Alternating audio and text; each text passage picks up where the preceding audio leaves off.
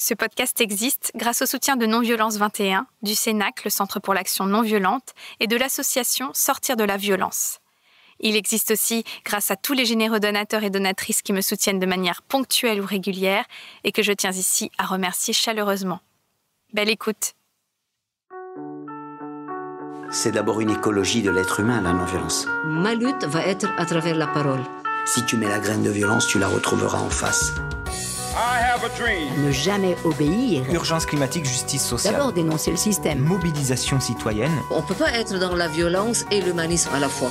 Bienvenue dans le podcast La force de la non-violence. Parce que la force n'est pas l'apanage de la violence, parce qu'on peut changer cette croyance et toute notre culture. Je suis Célia Grincourt et je vais à la rencontre de personnes qui ont choisi la non-violence et les stratégies d'action qu'elle nous offre pour se faire entendre, révolutionner ce monde ou simplement espérer survivre. Être en colère, c'est la bonne santé, vous savez. Désobéissance civile de masse. Dans le changement politique, on n'a pas le droit de rester amateur. C'est une question de vie ou de mort. Il nous faut des armes d'instruction massive. C'est une lutte. Donc l'empathie est le levain de la non-violence. C'est ça notre espoir. Le droit à la non-violence. Le droit à la non-violence éducative. I still have a dream. Ahimsa. D'un précédent épisode avec Ariane et Benoît Tirant, un propos m'est resté comme une énigme. La violence serait le lieu de la révélation. Pour un podcast sur la non-violence, quel paradoxe. De quelle révélation parle-t-on ? Celle du sens de la vie, de la mort, du bien, du mal, de l'éternité ? La violence ordinaire ferait-elle écran, en quelque sorte, à ces questions existentielles, et son déchaînement aurait-il pour conséquence de faire éclater cet écran de fumée afin de nous ramener à l'essentiel ? William Deligny a vécu l'ultra-violence. Il a été l'un des skinheads les plus craints des années 80 à Paris et l'un des musiciens du groupe néo-nazi Evil Skins, les Peaux Maléfiques. Il a frappé, insulté, terrorisé autour de lui et endossé les comportements les plus repoussants de notre société. Et pourtant, il est aujourd'hui à la tête de l'unique temple hindouiste reconnu en France. Y entrer m'a fait immédiatement voyager en Inde avec les peintures vives, les bassins, les statues dorées de Radha Krishna, l'amour divin, les prières, les chants. Comment mon invité a-t-il pu opérer un tel virage à 180 degrés ? Devenu moine Vaisnava, il médite plusieurs heures par jour et contribue à aider les plus démunis autour de lui avec l'association qu'il a créée, Ahimsa Non-Violence. Après avoir hurlé sa haine, il témoigne infatigablement de la puissance de l'amour. William Deligny, qu'est-ce que c'est pour vous la non-violence ? La non-violence, c'est qu'on devrait faire aux autres ce qu'on voudrait qu'ils nous fassent, déjà premièrement. En Inde, c'est quelque chose qui est très profond. C'est le respect de tous les êtres vivants et la compréhension profonde de qui on est, d'où on vient et quelle est notre fonction originelle. En fait, la violence, elle vient d'une incompréhension de notre environnement, d'une frustration profonde. On ne comprend plus notre place, on ne comprend plus les êtres, on ne respecte plus rien et on se centre simplement sur une fausse conception de nous-mêmes, le pouvoir. Donc la non-violence, avant tout, c'est une qualité de respect, d'humilité, de tolérance, de compassion.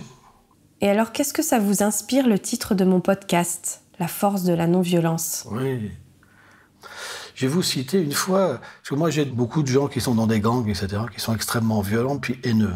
Et moi j'ai été dans mon passé un skinhead très violent et très connu pour ça. Et il y a un jeune qui m'a téléphoné, il me dit « Ouais, qu'est-ce que ça fait maintenant t'es un faible, etc. Avant t'écrasais tout le monde, tu pétais la tête à tout le monde, on t'admirait, maintenant t'es devenu une loque. » Et je lui dis « C'est une conception. Avant, je pensais être le maître du monde, et il fallait que je fasse peur à tout le monde pour être bien, mais j'étais malheureux, j'étais seul. Et ça m'a amené à devenir un paranoïaque, à voir des ennemis partout, et à chasser ce qui était bon en moi. Mais l'amour, on ne peut pas le détruire. Il est là et ressurgit à un moment. Maintenant que j'ai accepté l'amour, la non-violence comme vie, j'ai plus de problème. Partout où je regarde, je vois pas d'animosité, je vois pas d'ennemis, je vois pas de gens qui me pourrissent la vie. Mais j'apprends de tout. Qui est le plus heureux ? Il m'a dit, toi maintenant. Et il m'a avoué.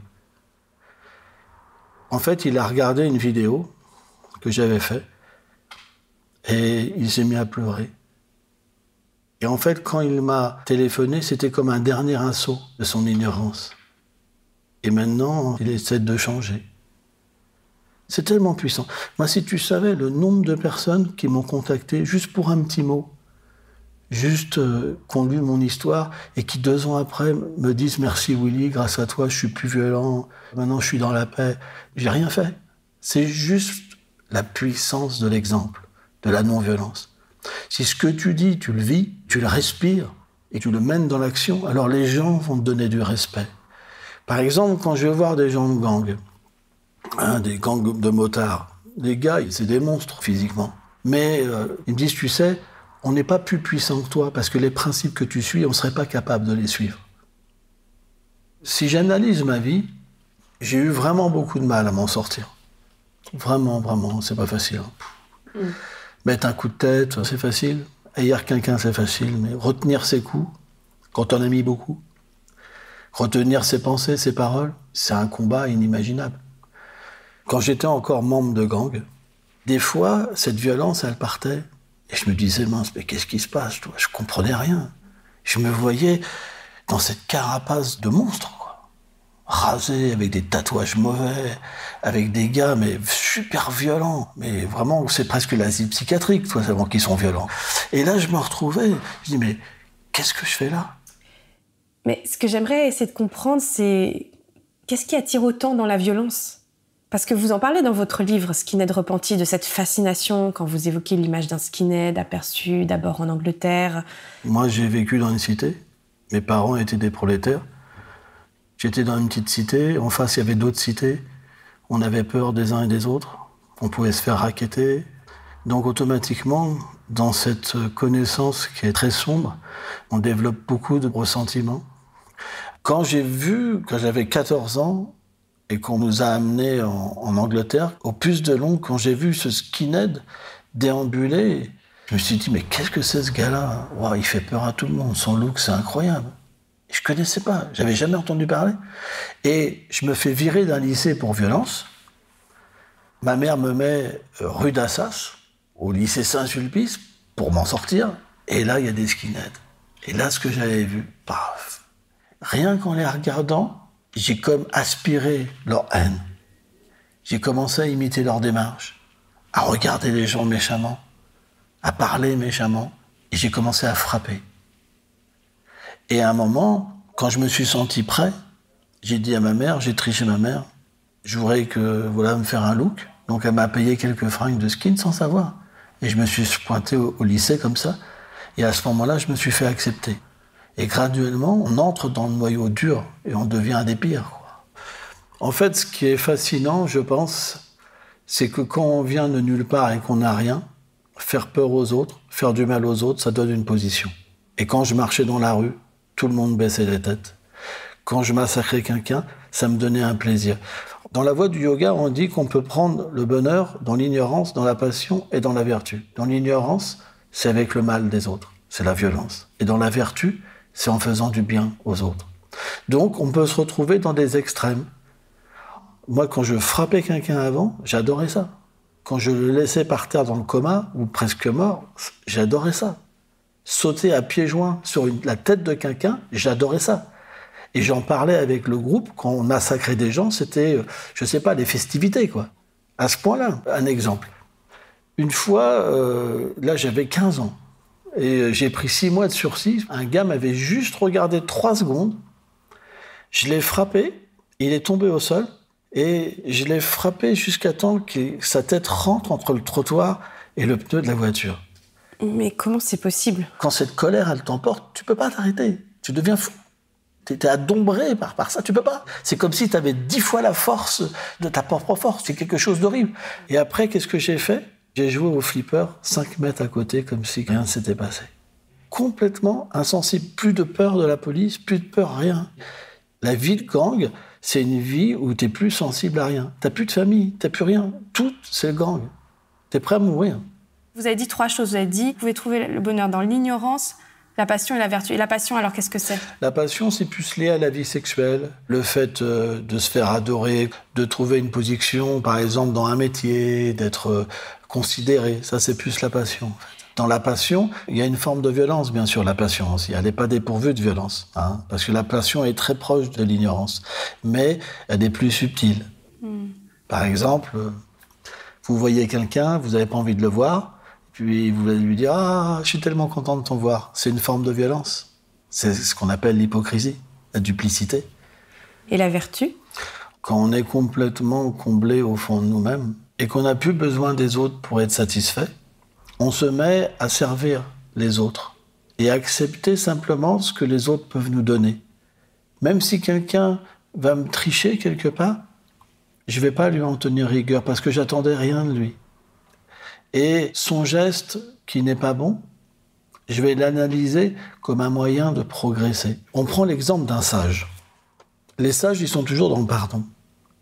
Et c'est l'exemple d'un scorpion qui se noie dans une petite flaque d'eau. Et le sage le prend, le sauve. Mais qu'est-ce que fait le scorpion? Il le pique. Et le scorpion retombe dans l'eau. Mais le sage, il le reprend pour le sauver. Il le repique. Et il y a un monsieur qui vient, mais c'est idiot ce que vous faites. Le scorpion, il vous pique à chaque fois, pourquoi vous le sauvez? Et le sage lui répond, c'est pas parce qu'il me pique que je vais perdre cette vertu de la compassion. Oui, mais il peut le piquer jusqu'à le tuer. Oui, mais la vertu, c'est quelque chose où on est sorti d'un état de maladie. Quand vous allez dans un hôpital psychiatrique, vous n'allez pas accuser les gens de faire une bêtise, de mal vous regarder, de mal vous parler, ils sont malades. Quand vous êtes dans la violence, vous êtes malade. Quand vous êtes dans la vertu, c'est comme si vous étiez guéri. Vous n'allez pas accuser quelqu'un qui est malade alors que vous étiez malade comme lui. Vous êtes obligé de pardonner. Oui, mais est-ce qu'il y a une limite à ça? Parce que là, c'est quasiment oui, bien sûr, divin, ce que vous dites. Bien sûr, il y a une limite. On est des êtres incarnés et voilà. On pourrait se faire détruire comme ça. Tout à fait. En fait, il y a une limite. Parce qu'on peut partir, bien sûr, dans un extrait. Si quelqu'un se fait agresser, si je fais rien, est-ce que c'est de la violence ou de la non-violence? C'est de la violence. Voilà. Donc, la non-violence, ça ne veut pas dire qu'on n'agit pas. Moi, je suis non-violent. Si des gens viennent attaquer le monastère, par exemple des extrémistes pour nous tuer, il va falloir que je réponde. Mais je ne vais pas répondre avec la haine. Je ne vais pas répondre avec une forme de racisme. Mais je vais répondre parce que c'est mon devoir. Et à ce moment-là, ce devoir, il ne me contamine pas. Il me libère. Il me permet d'aller plus loin. Alors, quel a été votre cheminement? Comment vous avez pu passer de cette extrême violence à la sagesse dont vous témoignez aujourd'hui? Je sais que vous avez aidé un ancien membre de votre gang qui était devenu handicapé suite à une bagarre et que celui-ci s'est tourné vers la spiritualité. Est-ce que c'est ça qu'il vous a fallu pour changer ou il y a d'autres causes?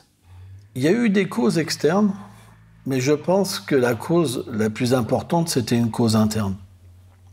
Alors bien sûr, c'est difficile à comprendre, sauf pour les spiritualistes, c'est que cette cause interne, je pourrais dire que c'est l'amour qui est venu me chercher. Et quand je me retrouvais dans ces situations où j'arrivais plus à frapper des gens, j'arrivais plus à haïr des gens, à ce moment-là, il y avait toujours des événements qui arrivaient. Par exemple, un jour particulier, j'étais dans le métro parisien, j'avais une cote de travail, et à cette époque-là, j'avais un aigle nazi, en fait, tatoué sur ma poitrine, comme ça. Et j'avais un emblème nazi tatoué sur ma tête. Et j'avais l'habitude de prendre 4 places, et puis de regarder tout le monde pour dévisager tout le monde. C'était vraiment, le gars, vraiment mauvais. Et je faisais ça tout le temps, moi, dans Paris. Et là, on était vers Barbès.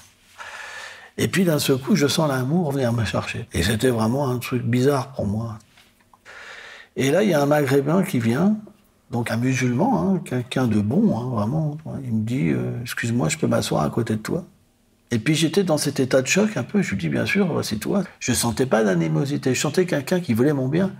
Et puis il me regarde et me dit « Mais pourquoi tu t'habilles comme ça ?» Et là, je suis choqué. J'ai cet habit. Dans ce moment-là, je peux pas l'assumer. Parce qu'il y a quelque chose de différent qui est en moi. Il m'aurait peut-être pas parlé comme ça à un autre moment. Il a senti la faille. J'étais désarmé. C'est ça la puissance de l'amour. Et c'est là que je commençais à douter. C'est difficile de dire que tout le monde est mauvais quand il y a des gens qui sont bons. Je me rappelle d'une autre fois, par exemple, il y avait un membre de gang adverse et il m'avait donné rendez-vous avec un autre pour se taper la tête. C'est comme ça, des fois ça arrive, hein, c'est des rendez-vous comme ça. Et j'étais avec lui en face, comme je suis en face de vous. Et je ressentais pas d'animosité. Et puis je lui parlais avec de l'affection, finalement, avec un gros look de skinhead abruti, tu vois. Et lui, il me disait, mais attends, on va se battre, hein. Même lui était désarmé. Attends, on va se battre, hein. Je dis, ouais, on va se battre. Mais en fait, on s'est jamais revus. Et puis c'était des moments comme ça où j'étais perdu. Vous racontez aussi cet épisode avec cette femme qui était avec vous à l'école, cette femme juive.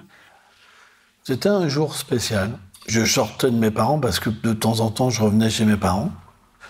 J'étais habillé tout en noir, avec l'emblème de mon gang, qui était tatoué aussi sur ma tête. Donc j'étais comme un nazi, quoi. Et en face de chez moi, il y avait une famille juive qui était très proche de nous.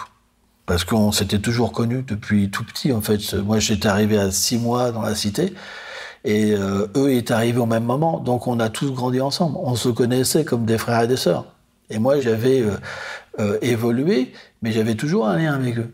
Parce que c'est des gens que j'aimais. Et un jour, je sors sur le palier. Et cette fille juive, qui a le même âge que moi, qui a grandi dans la même école que moi, on se connaît depuis, je ne sais pas quel âge j'avais, depuis 19 ans. Hein. On habite à 5 mètres en face de l'autre. Et elle est avec un bébé, et elle me voit habillée comme ça. Et c'est le choc. C'est le choc parce que moi, je ne comprends pas qu'est-ce que je représente. Et je lui dis « Salut, tu vas bien ?» Et je sens qu'elle a peur de moi, et je ne comprends pas. Et là, je prends conscience que je suis un monstre. On fait quelques pas, j'allume le bouton de l'ascenseur, j'ouvre la porte, elle entre, et je m'en vais. Mais c'est quelques instants. Waouh! J'avais l'impression que tout m'était révélé, quoi. C'était lourd. J'avais l'impression de voir les camps de concentration, toutes les violences que les Juifs avaient reçues. Et je me suis senti mais complètement détruit à l'intérieur. Mais dans ma bêtise quand même, quand je suis sorti avec comme de la fierté. Parce qu'il fallait que je continue. Mais c'était comme une défaite. Au fond de moi, j'avais pas la force de pouvoir assumer tout ça. Et donc tous ces événements, j'arrivais pas à arrêter. Parce que j'avais que le gang. Si j'abandonnais ça, j'avais plus rien. Mais la chance que j'ai eue, c'est qu'à un moment, un membre ou deux du gang désire arrêter. Et là, j'ai réussi à passer donc ce cap. Et tout seul, j'aurais pas réussi. C'est là que j'ai commencé à pratiquer le yoga sérieusement, entrer en moi-même. Mais ce qui était difficile, vraiment, c'est quand j'ai arrêté, j'ai changé de look, je me suis fait pousser les cheveux, tu vois, et j'essayais d'être quelqu'un comme tout le monde. Mais j'avais eu tellement de parano, j'étais tellement enfermé dans cette violence que j'ai eu l'impression de sortir d'une prison. Je redécouvrais le monde, et puis j'en avais peur. J'avais encore des réflexes où je devais me retourner si j'entendais quelqu'un courir, tout ça. C'est comme quelqu'un qui vit dans la guerre. Et puis graduellement, je m'en suis sorti. J'ai pris refuge d'un autre groupe, parce que je pouvais pas vivre en bande, c'était pas possible pour moi. Ne pas vivre en bande, c'est j'y arrivais pas. Ouais, il fallait une bande, il fallait quelque chose. Ouais. Et donc j'ai pris refuge d'un groupe, c'était des mods.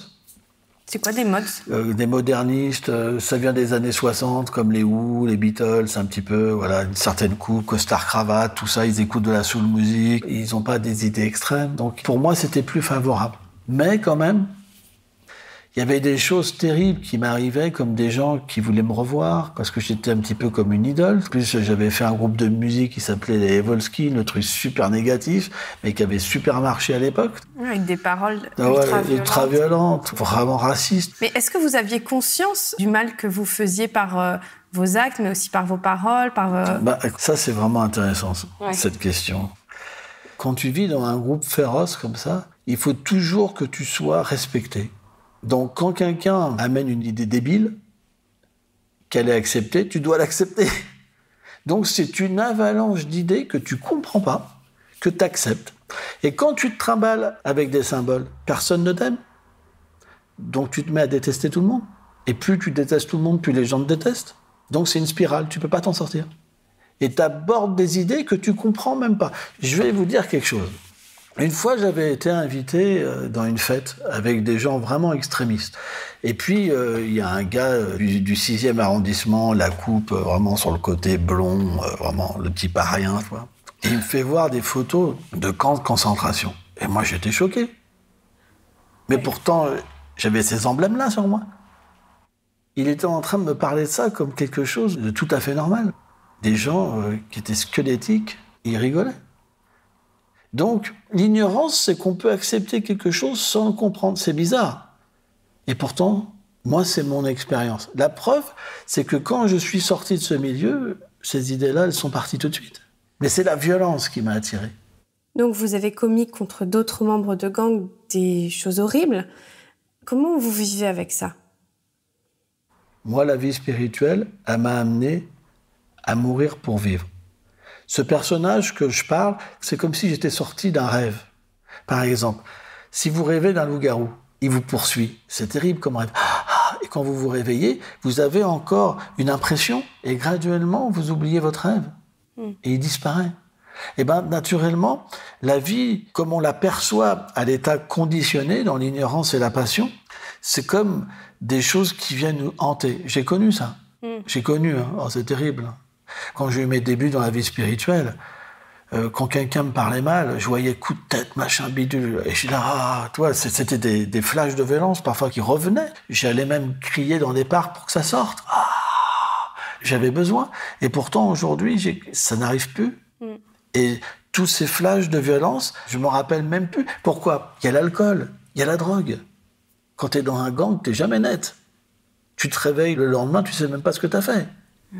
Je me rappelle d'une fois, la PJ, police judiciaire, était venue me chercher pour un meurtre. Et ma mère, elle pétait les câbles. À cette époque-là, j'avais du sang sur mes vêtements, tout ça. Avoir un fils comme ça, c'est horrible. Oui, vous parlez beaucoup de la souffrance de votre mère. Ah ouais, ma mère, elle a voulu se suicider tellement de fois. C'est dur.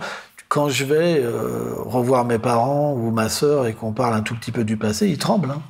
Ils tremblent, ils se mettent à pleurer et tout. Là, je vois le monstre. Hein. Là, je vois le monstre. Et ça vous fait pas trop souffrir de vous dire le mal que vous avez pu faire? Bien sûr. Bien sûr qu'il y a le repentir. Le repentir est toujours là. Il m'accompagne constamment. Mais je dois aider les êtres. Je dois laisser ma souffrance pour les aider. Si je suis juste à me lamenter, je sers à quoi? Et le fait que je m'en suis sorti, pour eux, c'est un espoir. Je me suis éveillé à une autre vérité. Je me suis éveillé à l'amour. Je me suis éveillé à la compassion. Aujourd'hui, maintenant, ça fait 30 ans que je donne de l'amour, que j'aide les gens. J'ai 5-6 personnes par semaine en moyenne qui me contactent. Ils ont besoin d'une personne qui s'en est sortie et je m'en suis sorti. Donc, ce que je donne, c'est des outils pour se libérer et de l'espoir aussi. Est-ce que parce que j'ai fait des choses mauvaises, est-ce que je peux pas devenir meilleur? Est-ce que je peux pas devenir même meilleur que tous ces gens qui vont me critiquer et avoir de la rancœur et faire des millions de fois plus de bonnes choses qu'eux? Tout est possible. Donc vous avez des personnes qui sont dans cette spirale de violence qui vous appellent. Est-ce que vous avez déjà eu des anciennes victimes? Ça m'est arrivé. J'ai un club de moto à Imsa Non-Violence, donc, qui s'appelle. Et on vit en bécane, tout ça avec nos couleurs et tout. Donc je dis bonjour à tout le monde. Et puis je sens que il y a 2 gars qui sont pas très joyeux de me voir. Et puis je dis excuse-moi, je te sens pas. Qu'est-ce qui se passe et tout? Il me dit mais tu m'as pété la tête il y a tant d'années. Et puis là, avec des larmes, je lui ai demandé pardon. Je lui ai dit pardonne-moi, tu sais, j'étais dans l'ignorance, j'ai changé. Et le gars m'a pardonné. Il m'a dit oui, je comprends. Et après, ça allait. Je suis prêt à réparer. Il y a même des gens d'Israël qui m'ont appelé. Dans Skinhead Repenti, vous dites « Tout le monde a une beauté. Un voyou a le droit à la beauté, a le droit d'être considéré, il a le droit de changer. Parce que quand j'ai été condamné, c'est là que je suis tombé tellement bas. C'est pourquoi je ne condamne personne. » Moi, je sais que cette non-condamnation, je l'ai ressentie à l'intérieur de moi-même, pas chez les autres. J'ai toujours été condamné. Mais quand j'ai médité, j'ai senti Dieu me tendre la main. Et c'est ça qui m'a permis de comprendre qu'il ne fallait plus jamais juger quelqu'un. Aujourd'hui, je suis l'ami des êtres. Parce que je ne peux pas, par mon expérience, discriminer. C'est pour ça que certaines personnes me critiquent. Aujourd'hui, je parle avec toutes sortes de personnes, j'aide toutes sortes de personnes. Mais pourquoi ? Parce que si à cette époque-là, on m'avait aidé, j'aurais peut-être changé. Mais j'ai trouvé personne. C'est venu à l'intérieur de moi-même, pas à l'extérieur. Donc, quand j'ai été soigné de cette violence, cette réalisation que j'ai eue à l'intérieur de moi-même, c'est que tout le monde est bon, parce qu'aujourd'hui, je suis bon. C'est juste des couches qui me recouvrent. Mais l'expérience de l'âme, elle passe au-delà. On n'est ni maghrébin, on n'est ni français, on n'est ni américain. On est la vie. Et donc, la spiritualité, pour moi, c'est pas Dieu. La spiritualité, c'est avant tout comprendre qui nous sommes. On appelle ça le Svadharma. Quelle est ma fonction éternelle ? Et ma fonction éternelle, c'est pas d'être identifié à toutes ces couches. C'est pourquoi, ayant réalisé ça au plus profond de moi-même, je peux pas dire à quelqu'un que je vais pas l'aider parce qu'il pense gauche ou il pense droite. Je dois être l'ami, parce que c'est mon expérience. Ça m'interpelle parce que vous dites ça et en même temps, vous avez un gang de motos, vous vous habillez donc plutôt comme un motard ou alors comme un moine. Je vous ai vu aussi sur des photos en moine, donc hindouiste. C'est quand même des couleurs franches. D'ailleurs, vous parlez tout le temps du fait que vous aimez les looks. Comment vous expliquez le principe, ce voyage ? C'est comme un caméléon. Un caméléon, il reste à l'intérieur de lui-même la même chose, mais il prend les couleurs et les teintes à l'extérieur parce qu'il y en a besoin. Pour aller prêcher un voyou, vous n'allez pas vous habiller en un moine. Vous allez prendre un look de voyou. Mais à l'intérieur de vous-même, vous êtes le même. Quand vous vous mettez un habit de moine, vous êtes le même. Vous n'êtes pas identifié au look, mais vous l'utilisez parce que c'est un moyen de faire du bien. Mais c'est pas qu'on y est attaché non plus et qu'on s'identifie. Par exemple, une fois, j'étais dans une convention de moto et il y a un biker, il me dit « Ouais, ta moto, j'aime pas. » Je lui dis « Ouais, t'as raison, moi la tienne, je l'aime tellement. » Du coup, c'était fini. Parce que j'étais pas attaché à ma moto. Je voulais simplement l'aider. Alors là, vous me recevez dans le temple hindouiste Vaishnava que vous avez fondé près de Rouen. Et c'est le seul temple hindouiste reconnu en France, si j'ai bien compris. Alors, comment vous en êtes venu à fonder une communauté religieuse hindouiste en France et tournée vers la non-violence ? Le cheminement de sortir de la violence, ça m'a amené à aller en Inde et à vivre comme un moine, comme un reclus. J'ai eu besoin de me couper vraiment pour me sauver de cette situation. C'était trop fort, hein. J'étais trop attaché à la vie de gang et j'ai eu besoin véritablement de me couper de la société, de partir loin des gens que je connaissais, qui avaient de l'influence sur moi et qui me faisaient tomber tout le temps. Et donc, graduellement, j'ai pu vraiment m'extirper, entrer en moi, développer des qualités, changer complètement. Et comme ça m'avait réussi, j'ai voulu naturellement reproduire quelque chose, transmettre aussi quelque chose qui était bon. Mais en parallèle, j'ai fait aussi l'association Ahimsa Non-Violence, où c'est plus axé sur une spiritualité universelle, que tout le monde pourrait accepter. Voilà. Alors, ce serait intéressant que vous développiez ces deux voies. Comment vous arrivez à jongler entre donc une vie de moine, vous me dites que vous vous levez à 1h du matin pour méditer, et en même temps des voyages en moto, le rock. En fait, le point, c'est qu'à un moment, quand je pensais à une petite activité négative que j'avais faite, c'était comme une tache noire sur un linge blanc. C'était horrible. Et là, je me dis... il faut que je demande pardon, mais aussi que je puisse aider les gens à s'en sortir. Ça sera mon rachat. Et là, j'ai fait un blog qui s'appelait Skided Repenti. J'ai commencé à écrire mon histoire, et là, j'ai vu des milliers de personnes qui commençaient du monde entier à me suivre, à me poser des questions, comment j'avais changé, etc., etc. Et là, j'ai découvert une voie, en fait. Je me suis dit, mais là, c'est la grâce de pouvoir aider des gens. Et aussi, pas d'une façon religieuse, mais une façon personnelle, comme un ami qui va te donner des outils pour t'en sortir. De là, je me suis dit, il faut que je crée une identité, quelque chose. Comme j'ai été violent, non-violence. Ahimsa, ça veut dire non-violence en sanskrit. Si on prend l'aïkido, on prend la force de quelqu'un pour le remettre contre lui. Et bien de la même manière, on peut utiliser une forme de violence et la rendre non-violence. Et là, à partir de là, je me dis, il faut que je fasse des activités. Qu'est-ce que je sais faire ? J'ai fait de la guitare pour la violence. Faisons maintenant pour l'amour, pour la non-violence. Je peux parler de mon passé. Le symbole, quand tu as 50 ans, quand tu sors de gang dans la rue, souvent t'es motard. C'est un peu la suite. Donc on va faire un gang de motards, mais pour l'amour. Donc le but, c'était d'accepter des activités et de les transformer. Donc on a créé aussi une distribution de nourriture végétarienne, non violente. Que vous faites ici à Rouen ? 3 fois par semaine, ouais, on fait. Et on a aussi des temps d'écoute. Voilà, les gens peuvent nous contacter, parler, voilà. On fait des spectacles de rue pour la non-violence aussi. Ça veut dire qu'on vient en moto, des fois on est 15-20 comme ça. Et quand on vient dans une ville, on commence à chanter pour la paix. Et c'est génial. Et on prouve comme ça aux jeunes qu'ils n'ont pas besoin de se dégrader pour avoir une expérience. Prends la moto avec nous. Tu vas voir, tu auras la même expérience, mais elle sera positive. Les principes de l'hindouisme, c'est la vérité, la non-violence, la générosité, la maîtrise de soi. Gandhi était hindouiste, vous en avez un peu parlé. Il a puisé dans la Bhagavad Gita, le livre sacré hindouiste, ses intuitions spirituelles et sa force d'action. Est-ce que c'est une figure qui vous a inspiré ou est-ce que c'est ce livre qui vous a inspiré à changer ? C'est ce livre, Gandhi, c'est ce livre qui l'a inspiré aussi. Ouais. En fait, ce qui est complètement paradoxal, c'est que ça se passe sur un champ de bataille, la Bhagavad Gita, à Kurukshetra, et Arjuna se retrouve entre les 2 armées, et le camp opposé, c'est des gens de sa propre famille, son maître d'armes Kishiri, et qui veulent le tuer, et il ne comprend pas en fait. Et à ce moment-là, chez Bhagavan, Krishna l'enseigne sur la nature de l'âme. Et l'âme, elle n'a pas de désignation matérielle, elle est au-delà. Et donc, quand on comprend qu'on est l'âme, on ne peut plus faire de violence à personne.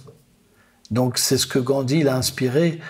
Il reste un exemple de ce que la Bhagavad Gita peut nous apporter. Mais vous avez choisi un courant de l'hindouisme qui est le Vaishnavisme. En quoi vous a-t-il convenu plus qu'un autre ? En fait, l'hindouisme, c'est un nom que les Anglais ont donné pour toutes les croyances qu'il y avait dans l'Inde. Déjà, premièrement, c'est pas une religion bien identifiée comme le christianisme. En fait, le Vaishnavisme, c'est la religion monothéiste qui est considérée dans l'hindouisme. Là où il y a une conception personnelle de Dieu, où on peut avoir une relation et développer l'amour de Dieu. Et donc, moi, c'est un chemin qui m'a parlé. C'est ce qui m'a permis de vraiment échapper à toute cette conception de cette fausse personnalité qui était en moi. Après, dans tout mouvement, il y a des modérés, des extrémistes, tout ça. Mais je crois que vous en avez fait l'expérience au début. Oui. Moi, j'avais délaissé la haine pour l'amour, et puis je me suis retrouvé dans un groupe qui était complètement fermé, sectaire. Mais cette expérience-là m'a permis beaucoup d'évoluer. C'était une autre forme de violence. Ah ouais, c'est une autre sorte de violence. C'est les religieux qui vont dire il n'y a que nous qui a la vérité, les autres, c'est des mécréants. C'est juste de la violence, c'est juste de la frustration. Mais ils vont dire que c'est noble et que c'est divin. Mais voilà, donc moi, je ne pouvais pas ça. Est-ce que vous avez des contacts avec d'autres communautés religieuses, que ce soit de votre courant ou d'autres courants Bien sûr, avec des soufis, par exemple. Ça m'est arrivé de rencontrer différentes confessions chrétiennes, et ça ne s'est pas toujours bien passé. Je me rappelle, une fois, j'avais fait un pèlerinage à Lisieux. Tout le monde était content que j'étais là. Une fois que j'ai dit que je n'avais pas la même confession, plus personne ne me parlait. Et pourtant, les gens sont tellement gentils. Pourquoi ? Parce que pour eux, mon Dieu n'est pas le même que le leur. Et tout le monde se fait la guerre au nom de l'amour. C'est ce qu'il y a de pire. Et c'est pour ça que les gens ne croient plus. Parce qu'au nom de l'amour, on tue tellement de millions de personnes. Il y a eu des génocides au nom de l'amour. Et ça continue aujourd'hui. Et là, vous êtes implanté donc, dans une petite ville près de Rouen. Est-ce que vous avez fait un réseau au niveau local ? Comment vous êtes vécu par les habitants du coin ? Il y a des gens qui viennent, mais quand ils viennent, on ne leur tombe pas dessus. Voilà. On a quand même un club de yoga et on a quand même 200 personnes dedans. Et puis voilà, il y a toutes sortes de personnes qui viennent. On n'a pas cette vocation à fouiller partout pour se faire connaître, etc. On a une vie intérieure avant tout. Et les moines qui sont dans votre communauté, c'est que des hommes ? Non, c'est hommes et femmes. Et comment on devient moine Vaishnava ? Ça ne s'explique pas. On a des personnes qui viennent une fois, et puis comme quand on est touché par une flèche et qu'on devient amoureux, on découvre quelque chose qui nous va à la perfection. Alors, en Inde, on dit ça vient des vies passées, ce qu'on a accompli dans les vies passées, on le reprend dans une vie future. Moi, c'est ce que j'ai ressenti dans mon cœur. Dès que je suis rentré en contact du Vaishnavi, j'étais à la maison. Et c'est comme si j'avais déjà pratiqué, tout revenait, quoi. C'est incroyable. J'ai pas eu besoin de choisir et de me retourner le cerveau 10 fois pour savoir si c'était le bon choix. Non, je pouvais pas faire autrement. C'était ma voix et je pouvais pas l'expliquer. Et il y en a qui viennent et c'est comme ça. Là, on en a un, par exemple, il vient d'un gang, là. Il était dans un motoclub 1%. Et lui, c'était quelqu'un de super violent. On l'a vu une fois et il habite là. Il a changé sa vie. Ah oui. Et il a été revoir ses anciens copains, là. Des gars féroces, hein. Ils ont halluciné. Ils le reconnaissent même plus. Donc vous vivez en communauté. D'ailleurs, ça c'est intéressant parce qu'au fond, vous avez presque toute votre vie vécue en communauté. J'adore vivre en communauté parce que c'est un moyen d'évoluer. Oui. Dans une communauté, t'as le grincheux, t'as celui-là qui est comme ça. C'est un peu comme les schtroumpfs. Hein. Et le grincheux va nous permettre d'apprendre la tolérance. Donc la communauté, c'est un moyen pour évoluer qui est très fort. C'est qu'en fait, on évolue les uns et les autres et on fait comme un cœur à la fin. Et est-ce que vous faites vœu de chasteté quand vous devenez moine ? Moi, oui. Je suis ce qu'on appelle un sannyasi. J'ai pas de vie de famille, tout ça. Ça fait 31 ans maintenant. Mais il y en a qui peuvent aussi vivre mariés aussi. On a 3 couples ici, par exemple. Et les enfants, ils vont à l'école, etc. C'est pas qu'ils sont coupés de la société. Moi, je fais vraiment attention à ça. Ils viennent pas aux prières, tout ça. Donc on les voit de temps en temps. Ils donnent un petit coup de main en cuisine, des fois, tous ensemble. Ils se marrent. Et alors, avec Ahimsa Non-Violence, donc vous avez un groupe de rock. Die to live. Die to live, mourir pour vivre. Qu'est-ce que vous souhaitez apporter par la musique ? Par le rock, notamment. Disons que le rock... Déjà, ce qui est vraiment intéressant, c'est que souvent, les gens non-violents, ils font plutôt de la musique méditative, douce. Et on doit pouvoir accepter tous les supports et les changer. Donc, le but du rock, c'est de permettre de véhiculer des idées qui sont positives pour toucher des jeunes, pour toucher des gens qui écoutent ce genre de musique. Et vous êtes guitariste ? Moi, je suis guitariste. En fait, c'est moi qui compose la musique et puis aussi les paroles. C'est des chansons à message. On parle beaucoup d'amour. Moi, si j'ai créé ce podcast, c'est parce que j'avais envie de susciter presque une fascination pour la non-violence, alors que dans notre société, c'est la violence qui dirige. Je parle même pas de la violence physique, mais tout le système est violent de A à Z. Et je me rends compte que ça marche dans le sens où, évidemment, il y a des gens que ça touche, des gens qui, moi aussi, me contactent, etc. Mais c'est quand même des petits pas de fourmi. Et moi, je me dis, est-ce que c'est parce que la violence, c'est spectaculaire et que l'amour, il ne peut pas faire le contrepoids à ce spectacle ? Et est-ce que vous pensez que ce sera possible un jour de donner davantage envie de s'engouffrer dans une voie d'amour que dans une voie de violence ? Un jour, ça viendra. Mais il faut parfois que ça soit extrême pour que les gens changent. Et malheureusement, on connaît cette époque-là, on appelle ça, en hindouisme, l'âge de Kali, l'âge d'hypocrisie. Et dans cet âge-là, on est prêt à tout exploiter au détriment d'autrui, et même nos propres enfants. Naturellement, tout va se retourner contre l'être humain. Quand les réactions vont venir, parce que la nature, elle donne des réactions, à ce moment-là, les gens alors vont vouloir changer. Quand on souffre et qu'on ne peut pas s'en sortir par notre propre force, qu'est-ce qu'on fait ? On prie, on pense, on l'appelle. On cherche un refuge qu'on avait oublié, ce qu'on appelle Shraddha, le refuge. Et est-ce que derrière cet âge, il y a un autre âge qui arrive ? On appelle ça l'âge d'or. C'est prophétisé que d'ici 2035, en fait, il commencerait. Ça veut dire que les gens commenceraient à changer. Donc on va vivre une période obscure aussi, où les gens vont souffrir. Et après, les gens vont s'ouvrir à une forme de spiritualité. Alors, qu'est-ce qu'on peut vous souhaiter, William Deligny ? À vous et à votre association et à votre monastère et pour votre vie. J'aimerais aider plus de personnes.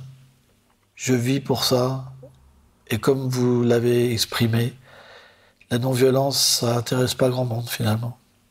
Et la vie spirituelle, ça nous fait voir aussi au plus profond de nous-mêmes qu'on est très limité. Voilà, moi je suis empli de défauts. J'aurais aimé être comme vous, savoir bien parler, être poète, acteur, avoir tellement de qualités. Et moi je suis là sans qualité à essayer d'aider les autres. Oui, mais quand vous parlez de vous, je vous trouve injuste envers vous-même. Non, c'est pas de l'injustice. Plus on est petit, plus on peut voir. Et plus on peut apprécier les autres. Oui, mais si vous faites trop petit, les autres ne vous verront pas. Pour que vous transmettiez ce message, il faut aussi que vous voyiez que vous êtes un messager digne. Oui, mais par la petitesse, on peut voir la vérité. C'est pas grave. Si moi, j'y arrive pas, si d'autres peuvent y arriver, je serai content. Non, mais si c'est vous qui pouvez le faire. Je sais pas. C'est pas évident avec un passé comme le mien, tu sais. Il y a des gens qui me pardonnent pas. Oui. Hein? Il y en a tellement, tu sais, qui pensent que je suis un hypocrite. Je me fais tellement critiquer. Et en même temps, votre parcours est extrêmement inspirant pour des gens pour s'en sortir. Beaucoup plus qu'un parcours comme le mien qui est banal, classe moyenne, etc. Vous voyez, je peux pas inspirer des voyous à changer. C'est pour ça que je vous donne la parole à vous. Mais en fait, on se complète. Il faut plein de personnes. Moi, je peux aider telle personne. Toi, tu peux aider d'autres. Ça crée un équilibre. L'humilité, c'est la vraie non-violence. Si tu te glorifies et que tu penses que t'es grand, alors tout est gâché. Mais c'est vrai que parfois, il faut être capable de se lever, de dire non, d'avoir ce courage-là. Si on se sent trop petit, on prend jamais ce courage, non? C'est pas vrai. C'est pas vrai. L'humilité, c'est la plus grande force. Je me rappelle d'une fois, j'avais été dans un gang, il y avait un gars super balèze, il faisait 2 têtes de plus que moi, le double de moi ou le triple, vraiment énorme, avec des mains le double de la mienne. Et il me disait comme ça, tu pourras jamais être mon frère, toi. Et il me disait toujours, je vais te démonter. Et moi, je lui prenais les mains et je lui dis, je t'aime, tu es comme mon père, et je suis comme ton enfant. Et j'ai vu cette personne-là, des larmes dans ses yeux. L'humilité, l'amour, c'est tellement puissant. Quand tu parles, ça touche le cœur, ça transforme. Une fois, j'étais invité à un lycée pour parler devant 400 gamins. Et le soir, j'ai eu le droit aux parents. Et des parents super cultivés. Moi, je ne sais pas parler français presque. Et moi, je me dis, mais qu'est-ce que je vais leur parler à ces gens-là? Ils sont tellement plus éduqués que moi. Et puis j'ai commencé à parler et je les voyais pleurer. Et après, quand j'ai fini ma petite conférence, alors ils m'écoutaient, ils me posaient tous des questions. C'est ça la force de l'humilité. C'est que tu prends jamais les gens de haut. Tu es juste un petit serviteur des êtres vivants. Et ça change tout. T'as pas besoin de pouvoir. Ça se fait tout seul. C'est tellement puissant. Merci beaucoup, William Deligny. Merci. Die to live, l'hymne à l'amour. Un jour le vent, j'ai pris mon courage de monter au parloir pour les innocents. Ils n'ont rien vu de ce maniement. Ensemble ils courent vers un précipice violent. Allons face à la victoire de la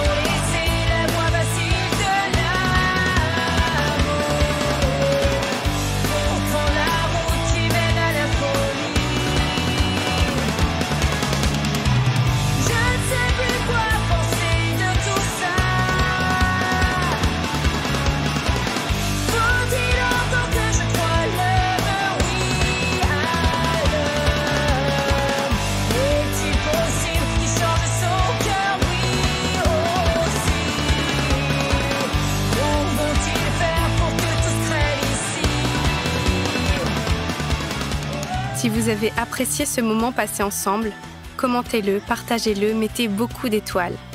Et si vous voulez m'aider à poursuivre cette mission que je me suis donnée de diffuser la culture de non-violence et à continuer ce travail passionnant, vous pouvez me faire des dons ponctuels ou réguliers en cliquant sur l'onglet « Soutenir » du site force-nonviolence.fr. Je vous souhaite d'utiliser vos peurs, vos colères et vos révoltes comme un moteur pour agir et transformer ce monde. Ahimsa.